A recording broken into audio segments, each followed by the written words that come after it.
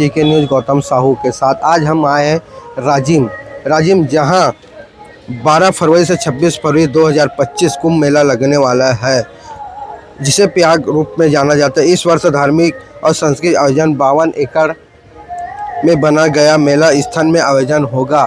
तो आइए हम आपको राजिम घुमाते हैं, राजीव लोचन मंदिर, और यहाँ क्या क्या है, कैसे हैं, सब चीज़ के दर्शन भी करवाएंगे। हमारे साथ मंदिर के मौजूद है। आइए पहले परिचय लेते हैं। भी आपका परिचय?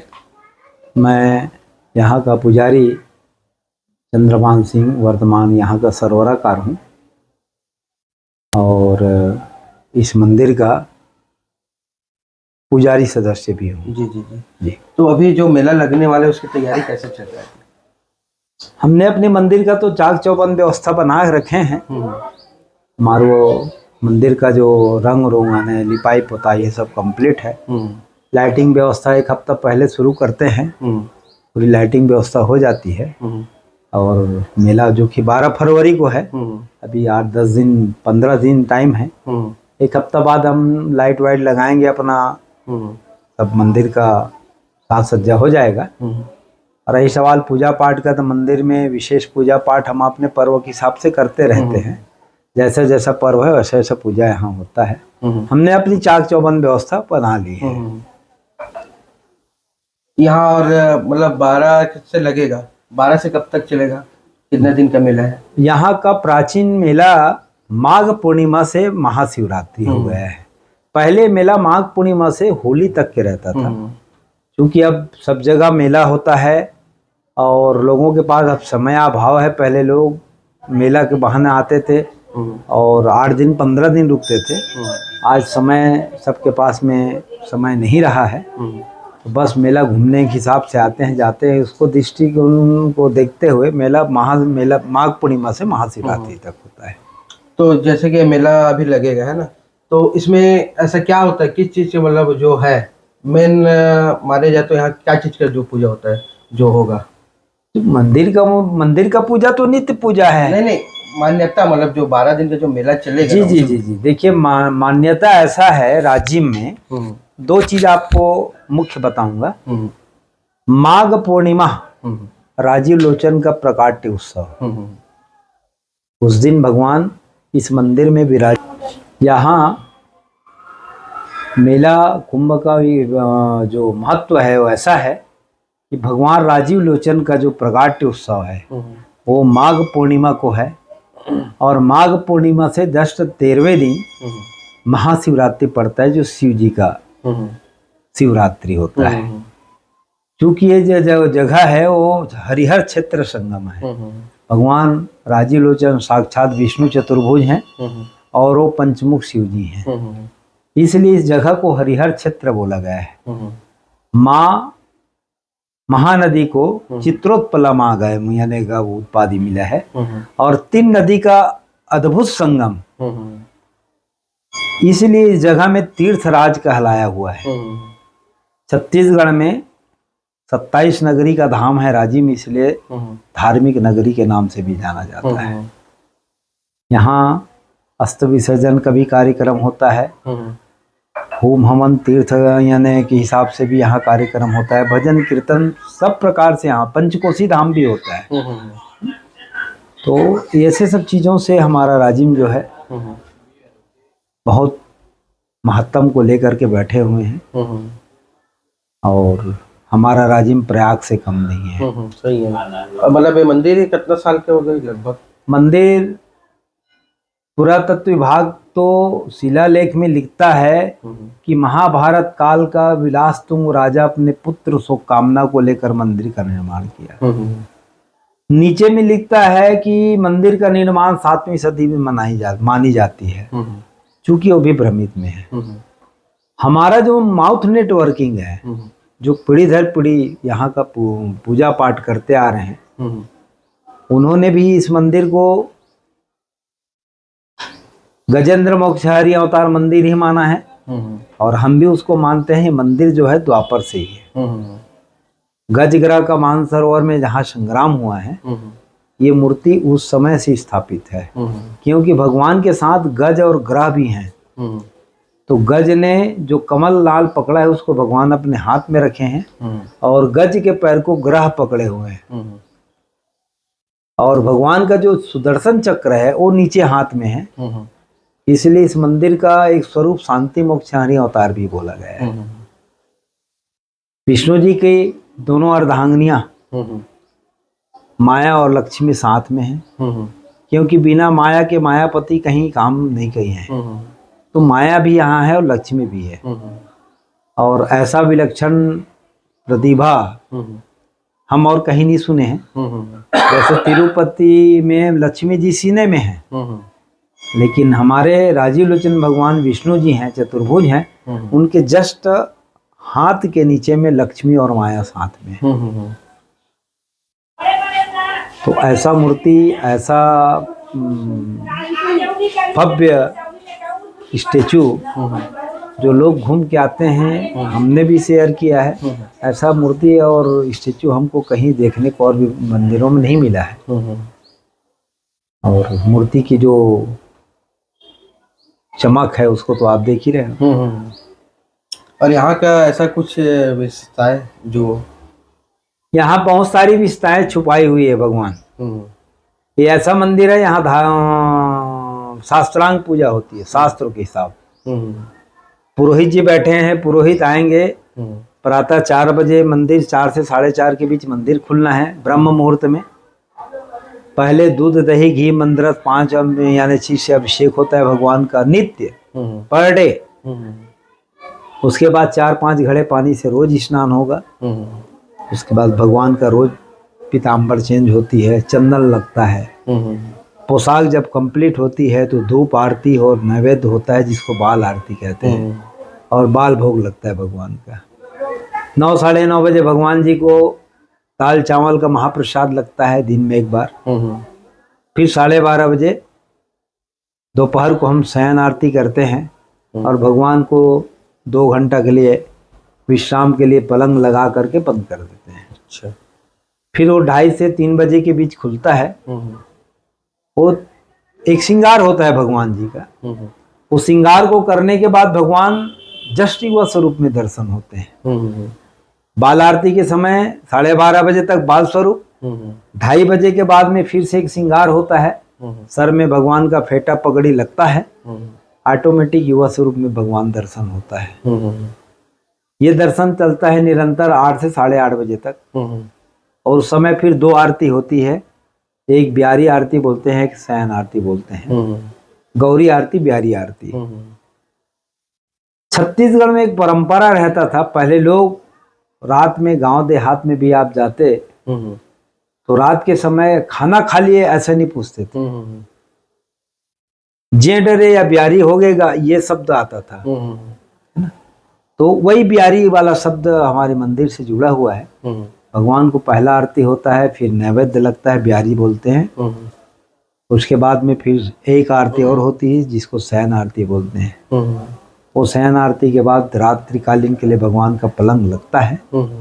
फिर विश्राम के लिए हम मंदिर बंद कर देते हैं और पुजारी अपने घर चले जाते हैं। फिर उदय प्रक्रिया चलती रहती है।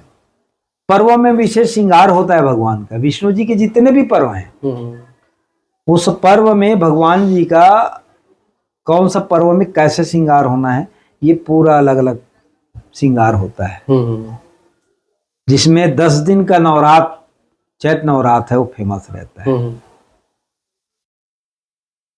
उस समय डबल स्नान होता है भगवान का और डबल अभिषेक होता है। दैनिक जो होता है वो तो सवेरे होता ही है। उसके बाद राम जन्म उत्सव को लेकर के जो एक अनुष्ठान होता है भगवान का, यज्ञ अनुष्ठान, वो 9:30-10 बजे से फिर पूर्ण अभिषेक होता है। वो खुले आंख से सब देख सकते हैं, उसको भी सवेरे भी देख सकते हैं। और उसका दर्शन अलौकिक दर्शन रहता है। 9वें दिन फिर राम जन्म की पारी आती है और राम जन्म उत्सव बनाया जाता है। वैसी कृष्ण जन्माष्टमी का समय होता है। कृष्ण जन्माष्टमी में रात को ही एक बार होता है।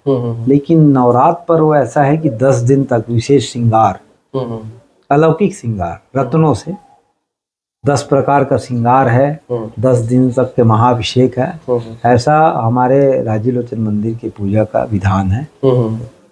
और राजीव लोचन राज राजेश्वर जस्ट आगे बैठे हैं, एक ही प्रांगण में दोनों हैं, भोलेनाथ और राजीव लोचन, और बीच नदी कुलेश्वर नाथ हैं। छत्तीसगढ़ क्या अपितु आप हिंदुस्तान के किसी भी कोने में 2 चीज अलौकिक है। कैसे अलौकिक है?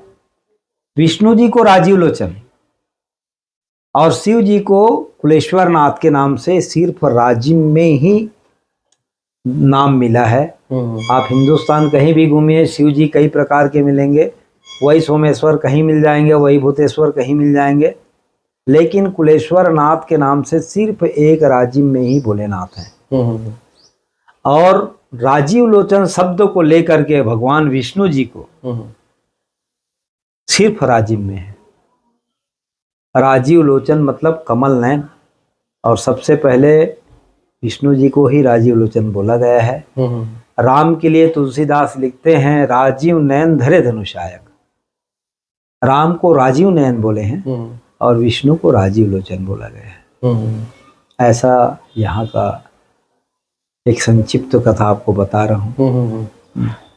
कथाएं तो बहुत है, और इस मंदिर के चारों कोने में भगवान श्री विष्णु जी के नरसिंह अवतार, वराह अवतार, वामन अवतार, बद्री अवतार, ऐसे चारों कोने में भगवान का 4 अवतार का मूर्ति स्थापित है। उनका भी पूजा वगैरह होता है। और यहाँ से जब निकलेंगे तो राम जानकी का ये का मंदिर है, लक्ष्मी नारायण का मंदिर है, दत्तात्रेय मंदिर है, भुवनेश्वर नाथ है, राजेश गरीबनाथ हैं, आपका शमशान काली है, महामाया है, शीतला है, मतलब 27 नगरी से लटा पड़ा है हमारी मंदिर राजीव। भूतेश्वर नाथ, पंचेश्वर नाथ, राजेश्वर हैं, दानेश्वर हैं, ऐसे देवालों का जगह है हमारा राजीव। टोटल सर यहाँ बोले जाए तो अभी मंदिर कितना हुई यहाँ, मतलब जो अलग अलग बताता हूँ? 27 मंदिर तो बता रहा हूँ। 27 मंदिर, 27 मंदिर, छोटा बड़ा मिला के 27 मंदिर, ज्यादा है लेकिन कम नहीं है। और मेन तो यही है ना, मेन राजीव लोचन और कुलेश्वर। अब लोग पहुंच नहीं पाते। 10वीं 11वीं शताब्दी का रामचंद्र जी का मंदिर है, और वो भी बहुत प्राचीन मंदिर है। यहाँ दूर है, लगा हुआ है, लेकिन थोड़ा सा दूर हो जाता है। कॉरिडोर होगी, उस दिन रामचंद्र मंदिर तक के लोग ऐसे पहुंचेंगे। अभी मंदिर के चारों तरफ गली सकरा है, लोगों को समझ में नहीं आता कि कौन गली कहाँ गया है। तो जिस दिन कॉरिडोर परिक्रमा पथ की जो बात आई है, वो कहीं साकार होता है, तो सही मायने में राजीव लोचन मंदिर आने वाले लक्ष्मी नारायण मंदिर भी डायरेक्ट यानी दिखेगा और दर्शन होगा बिल्कुल दरवाजे में। वहाँ से 2 कदम में राम जानकी जी का मंदिर है, वहीं से 2 कदम में छोटा राजीव लोचन जी का मंदिर है। वहाँ से निकलेंगे महामाया जी का है, वहाँ से जस्ट आगे में थोड़ी कदम में दत्तात्रेय का मंदिर है। ऐसे एक लाइन में सबका दर्शन हो जाएगा। कॉरिडोर यदि होता है तो राजिम की भव्यता बढ़ेगी और मंदिर का विकास तो होगा ही होगा। राजिम अपने विश्व लेवल के ख्याति को जाएंगे, ऐसा लगता है। आगे आप क्या संदेश देना चाहते हो मंदिर के लिए? आप मंदिर के लिए क्या संदेश दूंगा? मंदिर तो सनातन है, रहेगा। हम ना रहें ना रहें, हमारा जनरेशन चलाएंगे, चलते रहेगा। रही सवाल, अभी आपने मुझको मेला के संबंध में जो बात बोले हैं, अच्छी बात है, नवीन स्थल में मेला जाए तो आप उस व्यवस्था को पहले बनाओ। अभी 15 दिन जुमा मेला बचा है, जमीन में चूना डाल के लेआउट बस हुआ है, ना इधर से जाने का ढंग से रोड है, ना नदी तरफ से जाने का रोड है। तो चाक चौबंद व्यवस्था मेरे को अव्यवस्थित दिख रहा है। ऐसे में नवीन मेला मैदान में जो आप मेरे को बात पूछे हो, तो इस समय अव्यवस्थित मेला हो जाएगा ऐसा दिखता है। प्रशासन जितनों भी ताकत लगाएगा वो नहीं हो पाएगा इससे। नहीं हो पाएगा। यदि नवीन मेला मैदान में ही जाना है, 4-6 महीना पहले से काम चालू करें तब जा कर के वो जगह संवरेगा। जी जी। 15 दिन में आप क्या कर लेंगे। और दूसरी बात, ऐसा लगता है कि नगर की शोभा नगर में ही देता है। नगर के पीछे पर्दा के आड़ में आप कोई काम करोगे तो थोड़ा सा शोभा अच्छा नहीं लगता। तो नवीन मेला मैदान अच्छी बात है, लेकिन राजिम के दृष्टिकोण से बहुत पीछे है वो। लोग आएंगे तो ये पूछेंगे कहाँ पर मेला हो रहा है। सही है जो भी आएगा, है ना, क्योंकि वो ऐसा फेस जगह नहीं है कि राजिम के मेला को अलंकृत कर सके। हमारा दृष्टिकोण जब होगी तब होगी, अभी तो नहीं लगता। और मेला में लगभग हर साल कितना श्रद्धालु आ जाते होंगे अनुमान? अब अनुमान तो ऐसे एक ही मंदिर है ऐसी बात नहीं है।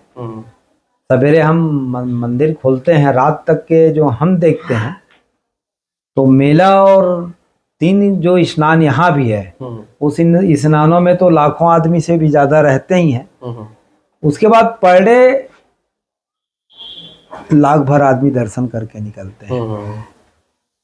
सबके पास साधन है, देर सवेर आते हैं, आए दर्शन करते जाते हैं, निकलते जाते हैं, आते हैं जाते हैं। एकत्रित होते हैं तो समझ आता है, आ रहे हैं जा रहे हैं, आ रहे हैं जा रहे हैं। हमने कभी कभी अपने मंदिर में बैठे बैठे भी ये प्रयास किया है तो 60-70 हजार आदमी तो हम ऐसे ही गिन लेते हैं मेला के बीच का। अब हम जो नहीं गिन पाए वो कितना है। सही है। और जो राजिम आया वो मेला ही आया, मंदिर आएगा से जरूरी नहीं है।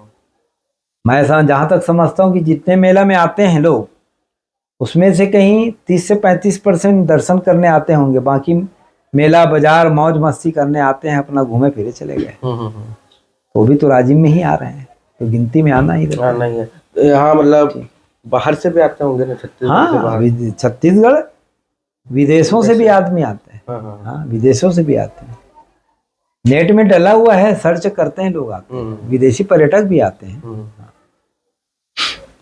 ठीक है।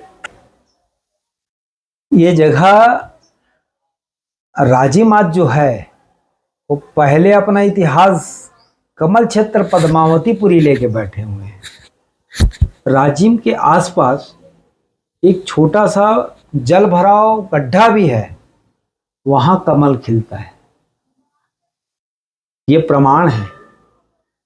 और अपने समय में राजिम तालाबों की नगरी कहलाता था और हर तालाब में यहाँ कमल खिलना तय होता था। तालाब तो तालाब, छोटी छोटी गड्ढे में यदि पानी भरा है, बताया आपको कमल खिलना है। ये कमल क्षेत्र पद्मावतीपुरी ही नाम प्राचीन था। भक्ति काल को लेकर के इस नाम को भक्त के रूप में राजिम भक्तिन करके जो थी, उस राजिम भक्तिन की नाम राजिम को राजिम नाम दे दिया गया, पद्म कमल क्षेत्र को नाम दिया गया। जैसे कि सुदामा को भगवान कृष्ण से साक्षात्कार होने के बाद सुदामा नगरी का दर्जा मिला, तब तक लोग नहीं जानते थे सुदामा नगरी क्या है। वैसी यहाँ का कथा है।